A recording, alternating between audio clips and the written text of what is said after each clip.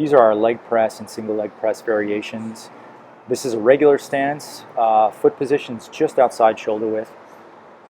Here's our single leg press. It's more of a narrower stance and that knee is coming toward the chest.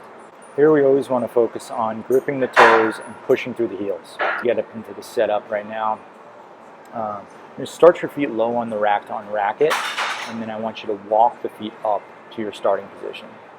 We're going to start off in our normal stance, so that's about just outside of shoulder width. Toes are going to be forward or slightly pointed out. Similar to our squat pattern, we want to grip those toes, force the knees out, and push through the heels. Remember, pushing through the toes activates your quads, pushing through your heels activates the glutes. Keep your butt in contact with the pad. Don't let it come up or tuck under.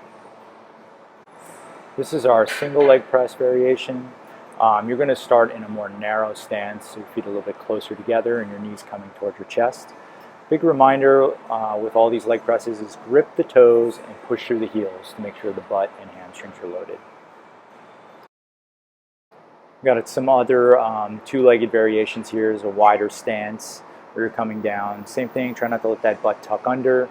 Let those knees come out to the side and push through those heels.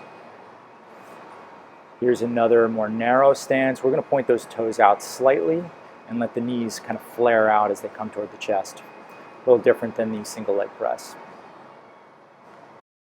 Some common mistakes we see, one of them is coming too low and letting that butt tuck under. It's tough to see with the black shorts on, but we don't want that butt to kind of come off the pad. It gets a little too much lumbar spine involved in it. Another common mistake we see is pushing too much through the toes versus the heels. We want this to be a hip dominant movement, so we want to push through the heels. Sometimes people will start a little too low, so when they end up coming down to the bottom, their heels come off and they end up pushing too much through their toes. If you're unracking the weight from the bottom position, press up just a little bit to not hit the top pin, and then start your set. When you're racking it back up, make sure that you come between the two pins and then put the pin down. For simplicity purposes, we track weight per side instead of total weight. It's just easier to do the math.